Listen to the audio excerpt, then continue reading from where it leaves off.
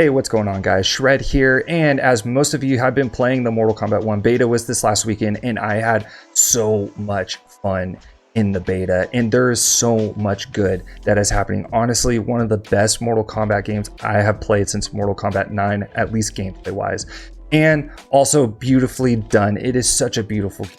I have nothing but good things to say about the way that. But just because the game looks great and plays great, it isn't without its flaws. So this is going to be my Mortal Kombat 1 beta review, and I'm going to go over some of the things that were really good. Don't worry, because there is way more good than there is bad. However, there were a few things that I found in the game that do need to be addressed. So make sure you hit that like and subscribe button, help this channel grow. Now let's get after it. So I'm going to get to the good things in just a couple of minutes, but I do want to start out with some of the more prevalent flaws that I found in the game that I feel need to be changed at least before the game is launched. Starting with, there's just way too many highs. Almost every single character's normals and combo strings started with a high. This I found was very problematic because it took away from each character's turn and it rendered down one way more powerful than it actually needs to be. Although the down one was addressed to where there's pushback and it's negative, so you weren't able to just go back and forth with down one or hitting down one 3 times like you could in Mortal Kombat 11, but it still remained a problem. As an example, let's just say that my opponent hit down one and now it's my turn and I want to hit with a combo string, but because most of my combo strings first hit is a high and most of the combo strings are forward moving, the opponent can hit down one again, punishing what is supposed to be my turn. This was especially frustrating because there's a lot of times when I actually wanted to bait the down one, which I did quite often, but because the down one would hit and push me back and I would try to use my turn to either do some kind of block string or whatever, the opponent can just hit down one again and get a hit on me. So that just kind of made down one just as problematic as it was before, which kind of leads me to the next problem, which is poor reach, particularly with Li Mei and Katana. There was a lot of times I was going against someone like Sub-Zero to where I didn't really have a far enough reach in order to even punish his whiffs, and it made the exchanges between one another extremely unfortunate. So with Katana, I actually played a lot more on Sunday. I tried playing her a lot on Friday and Saturday, and I didn't really like her playstyle that much. But then I actually sat down and started looking at all of her frame data, and turns out I actually really do like the way she plays. So with Katana, I like to play the neutral, which means a lot of footsies to try to get people to whiff punish. Now, the problem that I have with this is that when someone would miss, say Sub-Zero would miss with a combo string, and I was able to play little footsies and move backwards. So when it came time to actually punishing him, I would use maybe like a back 2-4 or maybe a 4-forward 3-3. And because those are forward moving and I would think you would be able to punish, but because his combo strings would keep going, and I didn't know if it's just like a programming or a code thing, he was still able to hit me even though I was supposed to punish his misses. So I didn't feel like Katana was very rewarding in that sense, especially if I'm playing good neutral. I also think Li Mei had a very similar issue because one, Li Mei's combos have forward momentum. So if I wanted to punish Sub-Zero or even like Liu Kang's misses, especially if I'm playing with the neutral, then I couldn't really do so because they would just hit me even though I was punishing what was supposed to hit. So the other two things that I feel need to be addressed is the added mechanics to Mortal Kombat 1. Now, I actually really like these mechanics, and I feel they can bring a lot to the game. So starting with the first one I'm going to talk about is the down 2 extension mechanic. So if you have 2 bars and you down 2 your opponent and press jump forward, you can actually extend the mechanic into an aerial combo. I feel like this is a really great mechanic and a really useful tool, especially for anti-airs, because the game is supposed to be very anti-air. However, no one I saw really used it. For one, I think it's just because nobody's really thinking about it because it's such a new mechanic. But even if I did use it, I still feel like 2 bars is a little excessive. It just kind of doesn't make it worth it, especially in a game that is very combo heavy where I have to use bars to extend a lot of my combos. So maybe put this mechanic down to 1 bar or even no bars, because I do feel like if I am punishing somebody, I shouldn't have to use meter to punish a jump in. And the other anti-air mechanic is the up block. Now, I did use up block quite a bit. However, I didn't feel like I was able to use my turn, mainly due to most of the normals being highs. I think if you made a lot more people's normals mids, it would really help with that, or if it made anything my opponent use very negative.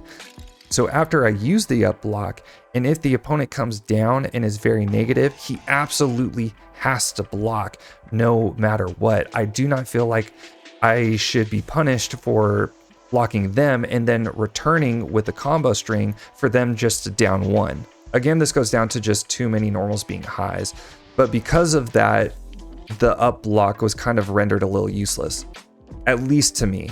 And last is just like really small things that I feel like NRS is actually probably going to address, which is a few glitches such as the screen remaining dark after a failed fatal blow. And also people quit right after the round was over. It would remain stuck in the round and I'd have to shut the game down. So now that we knocked out some of the flaws that I found in the game, and please comment down below if you agree or disagree, or if you found more flaws. I'd really like to know what you guys think, but now let's get into some of the good things. Number one, unique character playstyles. Every single character in the beta played extremely different, which gets me even more excited about all the other characters that are going to be revealed and going to be playable upon launch. Now, during the beta, I played a lot of Li Mei and Katana. I didn't really want to play any of the other characters. In fact, the characters I'm looking forward to playing are like Baraka, Smoke, Ashura, and Reptile. But because of how unique everybody was, it got me even more excited to play those characters. The other thing is every single character played exceptionally well and very different. And above all, they were all balanced. I feel like every character had a chance of winning against every other character. Of course, there were some that were a little bit more harder to beat than others, such as Li Mei and Katana had a problem with Sub-Zero's Ice Slide. But other than that, every character had a shot of winning against another character. So I felt like the game was extremely balanced and every character played very, very unique, which brings me to my next positive, which is cameo characters, because I felt the cameo abilities were also very unique. So much so that if you played the same character and chose a different cameo with that same character, it completely changes everything that you're going to do, including your playstyle and strategy. So for instance, if I chose Li Mei and Frost, I'm going to play extremely different than I would say Li Mei and Jax or Li Mei and Kano, which I think is going to be a very prevalent thing when the game actually does come out. Because if I'm going to choose, say, Ashura with a Frost or Ashura with a Sector, everything is going to change. A great example that was shown on the last Combat Cast is when 16-Bit played Smoke with Sub-Zero as the cameo, and then later you saw the matches with Smoke and Sector. The gameplay was extremely different. And also, I know for a fact that on Tuesday, we are definitely going to be getting 2 new characters and 2 new cameos. So that is very exciting to find more cameos and finding the different ways that they play. And the last thing, of course, is mobility. The fact that they brought dash block back made the game extremely faster and more mobile, and it really heightened players' expression. So having dash block and more mobility made the game that much funner, especially when I play characters such as Katana that revolve around the neutral, which makes playing footsies extremely important, and that means that I need that kind of mobility for that to happen. Same thing when I played as Li Mei, who is much more of a, say, rushdown character. If I'm going to play a character that is supposed to be really fast and kind of in your face, I need that kind of mobility to get there. And the last thing that I will say is the game ran much smoother, way smoother than it did in the stress test. Now, there was a couple of things like during character intros when they were doing, you know, all their movements and stuff, that it kind of felt a little, I guess, clicky or glitchy.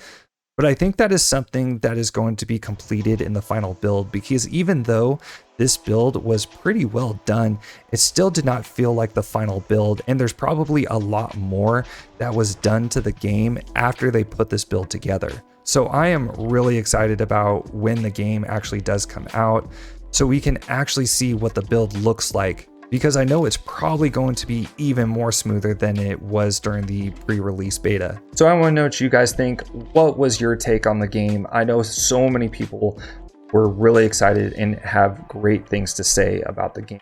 It looks great, it plays great, everything about it is great, other than the few things that I feel that need to be addressed, such as, you know, just too many highs. There's just way too many highs. And also stay tuned for Saturday, because on Friday I'm going to be recording with Temp again. Please go back and watch the pre-beta review. We're going to do a post-beta review on Friday. It's going to go out on Saturday. And we're going to really dive deep into Mortal Kombat 1 and everything that we found good and bad in the stress test, but on a much, much deeper level. So stay tuned for that, and make sure you guys take Tuesday off, or at least, you know, find some time to actually watch the 2 new character reveals and the 2 new cameos. I'm super excited about that. So until next time, shred out.